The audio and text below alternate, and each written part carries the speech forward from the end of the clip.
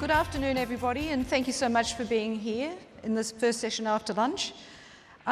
Firstly, I would really like to thank the PTC for inviting us to be here today and to explain the Global Telecom Women's Network and to talk about our purpose and perspective on the way forward for the 21st century and the solutions we can all find for the challenges facing us in 2020 and beyond.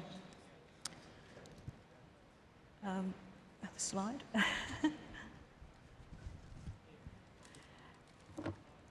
Next one, please.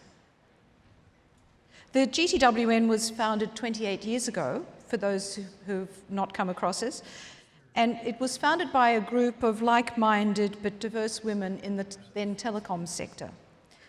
Since then, the GTWN has evolved, and so has the industry that we represent.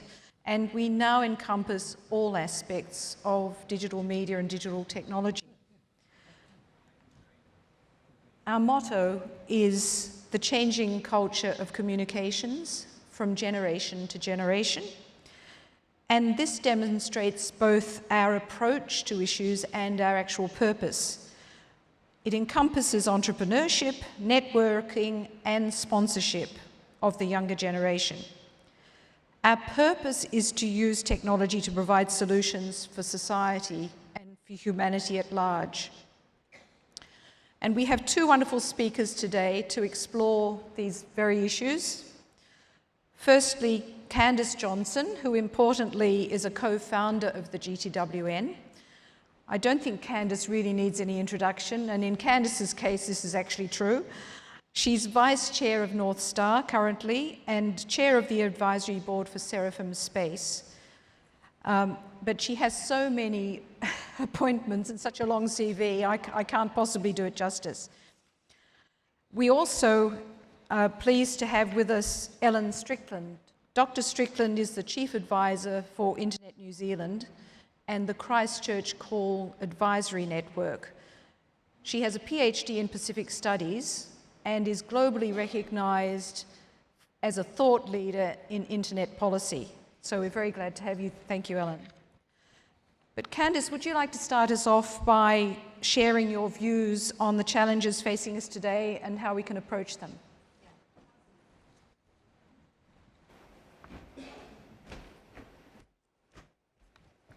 So it's wonderful to be here, and a big thanks also to Heather Hudson, who's also one of our GTWN members. We're all here, so I thought, why don't we've just had lunch, can you just stand up, and can you take your smartphones out, please, okay? Everybody stand up, yeah, that's good, okay.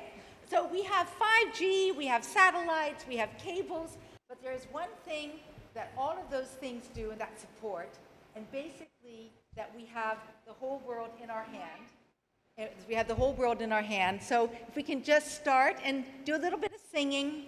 I've got the whole world in my hand. I've got the whole world. I can't hear you. In my hand. I've got the whole world in my hand. I've got the whole world in my hand. Good. Okay, so, you know, we really do have the whole world in our hands, and we can bring about change.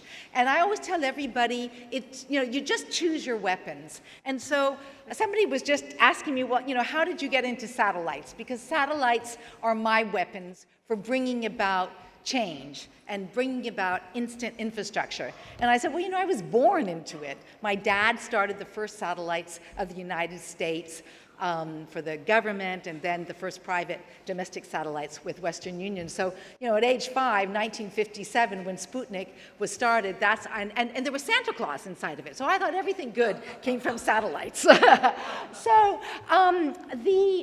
just a real quick, what were the challenges of yesteryear, and how was I using satellites to bring about change and facing those challenges, and then what are the challenges of today? So, I loved yesterday when we were at the satellite meeting, and Mark Dankberg from Viasat talked about purpose, and then about half an hour later, Christian Paterou from Pacific was here, and he talked about purpose. And everything that I've ever used satellites for was to fulfill a purpose. It was to find a solution to a challenge. And so actually when I was preparing for this talk today, I realized, I said, my God, the first 30 years of my career, I was always trying to bring about universal access.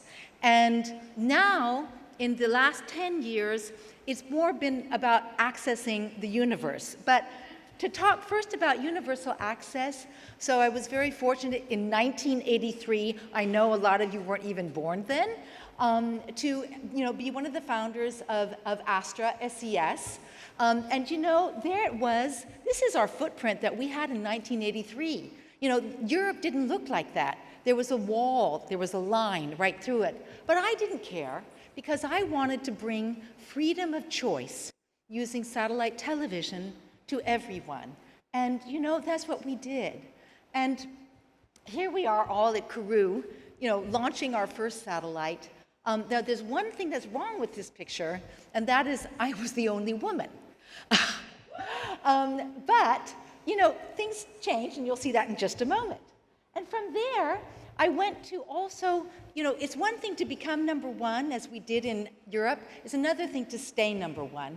And so in 1997, I architected SES Global. We bought GE Americom, and we became the world's largest satellite system to bring freedom of choice in television, but also in telecommunications around the world. And, using satellite again in Europe, Teleport Europe for business-to-business communications when the wall did fall down was very exciting.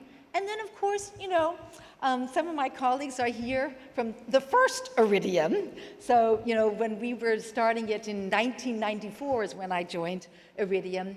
And I still think it was one of the great adventures, also to bring universal access. And then again using satellite to bring broadband internet to Europe with Europe Online.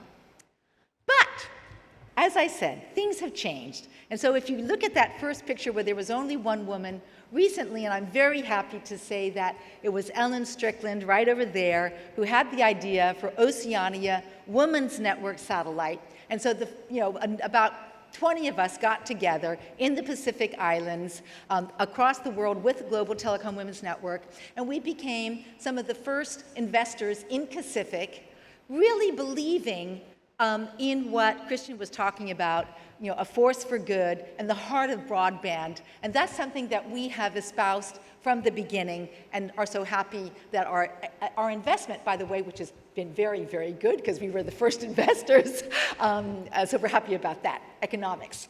And of course, now that it is bringing internet to all of the islands, and it is saving lives because unfortunately the climate change, which is something I'm going to just talk about right now, is bringing about so many changes, and we could use satellites to serve that problem.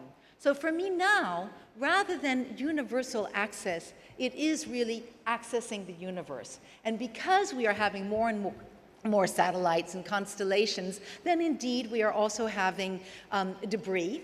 And we need to create roadmaps in space for our satellites. So recently I became the vice chair of NorthStar, which is itself a space-based satellite space situational awareness constellation. So we're looking at possible collisions, at possible threats, and also at debris, and sharing this then with the operators. And then we're also looking down to the Earth for hyperspectral imaging, for Earth observation and Earth intelligence. And I've been fortunate to become the chair of Seraphim Space Fund, which is the world's largest space fund only, space tech related fund.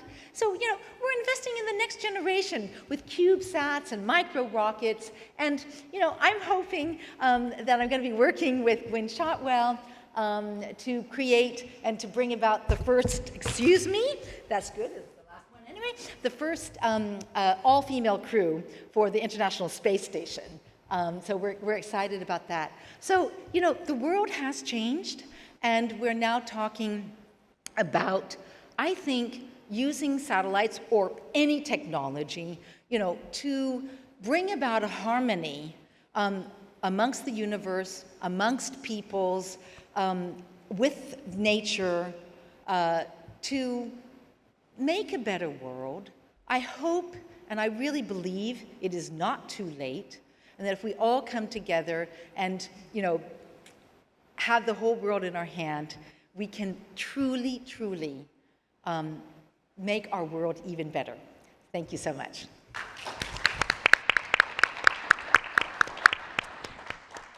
Thank you so much, Candace, for that. And now I'd like to turn to Dr. Ellen Strickland. Ellen has been intimately involved with the Christchurch call, and you may have been following what has happened with this, and I want to ask you to give us some background on what led up to this and where we are now and what looks like the future. Yeah, if I just may say one thing, it's not happenstance that the woman who wanted to bring internet connectivity to New Zealand and the Pacific Islands when she was vice chair of the Pacific Internet Society is also now so involved in the Christchurch call. I'm very, very proud of our next generation. Thank you, Vicki. Thank you, Candace. Yes, so in my career, I've worked for a long time now on the importance of the internet as an open and secure internet being an internet for good for people in the world, and access is a big part of that.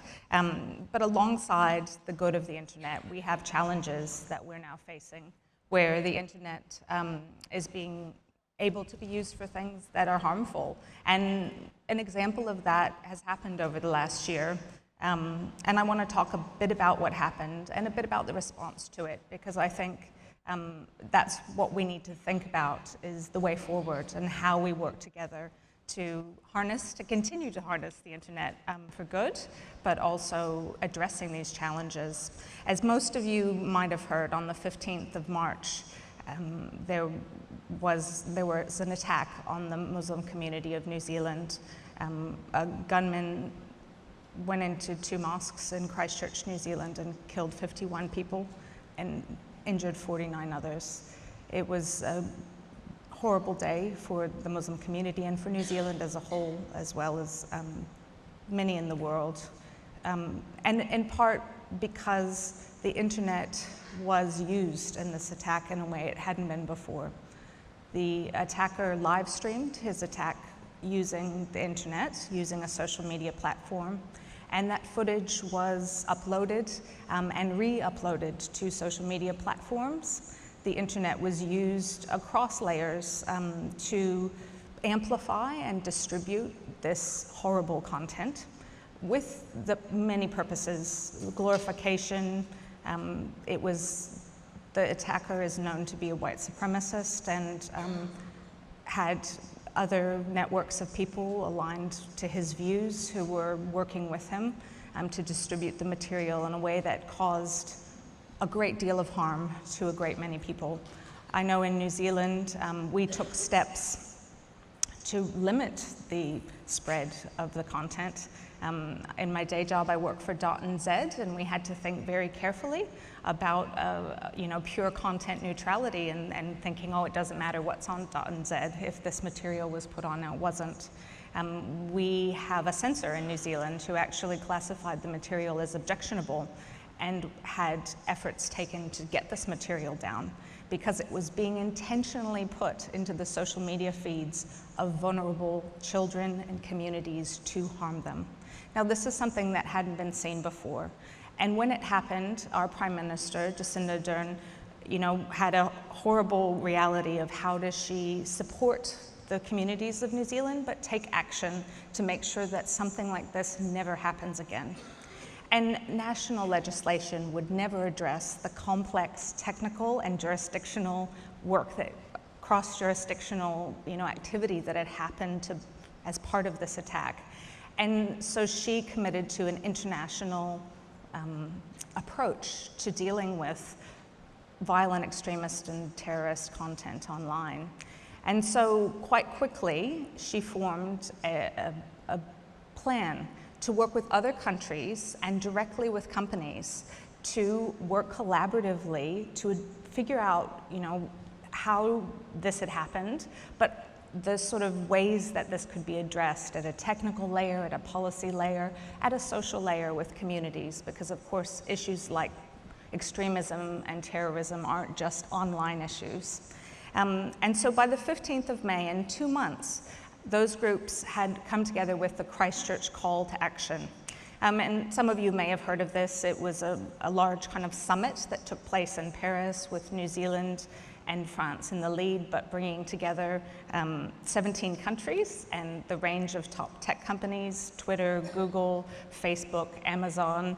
And there were also, from the beginning though, the interested parties that it isn't just companies and governments with these issues, it's communities, it's technical people who understand the networks, who understand the behavior, that we all need to be working together to address these challenges.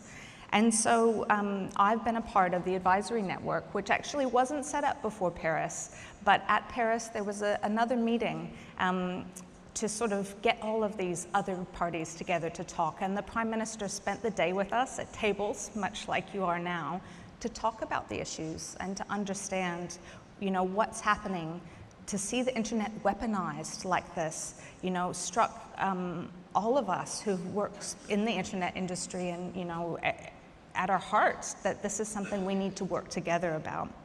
And so we did form an advisory network, and that you have the companies and the countries and a broad range of technical civil society actors working together around a set of commitments of things that they can do within their business, ways that they can consider as countries, thinking about their existing legislation, ways they can support their communities, and things they can do together.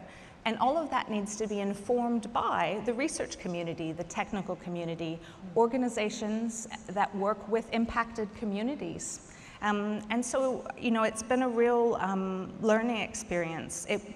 This work is continuing. There was a milestone at the UN General Assembly in September of last year, where an additional 31 countries signed on.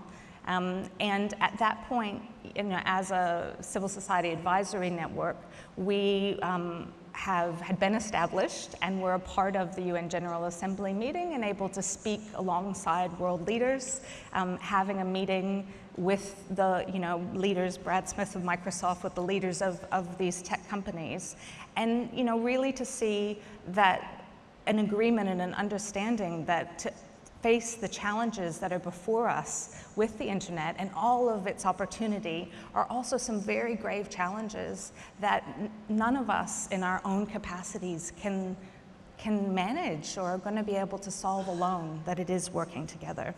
So, I think that this particular issue of violent extremism and terrorism online is something we're continuing to work on. It is a challenge of our age. But one of the other lessons of it that I just wanted to kind of end on was that nobody saw this coming, that weaponization of the internet, that certainly there was terrorist and violent extremist content online and the companies were aware of it and had things in play.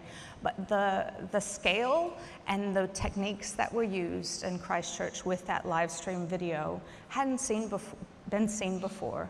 And having a way to work together when the unexpected happens is something that we need to have. We need to be thinking about how we address the unexpected when it happens and the challenges that come up to minimize these, the harms and be able to protect the positive things that we all benefit from the internet. Thank you. Thank you so much, Ellen, for that insight. It's very, very important. Thank you. To finish on, we only have a few minutes left. I'd just like to ask both of you, and perhaps we can start with you, Candace, what is the one piece of key advice that you would give to younger people in the industry when you're thinking about some of these massive challenges that we're facing? Well, and I hope that we will have also time, I hope we will also have time for some questions from the audience. For me, having grown up in a family where technology was really pervasive, I knew from the beginning that that wasn't the important thing. What was important was how you used technology to serve, and also basically a higher purpose, because my dad was at the White House working with President Kennedy, and it was very clear that, you know, we were not supposed to benefit it from ourselves, we were to help something. So, you know, my advice to the young people is that unfortunately we are leaving you with so many problems, but we also are, you know, are here to help us use technology to make the world better. And, you know, I can just tell you, life is so rich when you have the opportunity to make the world better, to have a happy day when you bring about a revolution. So just go and do it. Thank you, Candice. Now, Ellen, what key part of advice would you give to people when they think about the enormities of some of these challenges that you're working on? I think, you know, my main advice would be to think about what you need to be able to work together with others from totally different backgrounds, from totally different perspectives. You know, if you're working in government, you know, understanding about corporate. And I mean, I think that comes down to, you know, one of the key, as an example, things we've worked on with the Christchurch call has been a crisis protocol. So if an incident occurs, what do you do? And getting everybody in the same room and working on that is enormously challenging. And the advice that I have, the things that make it easier are, one, building relationships with people who you're going to be working with. And I think a part of that is, it's a bit of a cliche, but seek first to understand. You know, not going in and trying at all costs to get your point across, but that there's a lot of wisdom of those people that you have relationships with, and seeking first to understand their perspective and what they bring to the table. That's excellent. Thank you, Ellen. Now, we do have time for perhaps one very quick question. If there's a pressing issue that somebody would like to raise from the audience, if I can see you.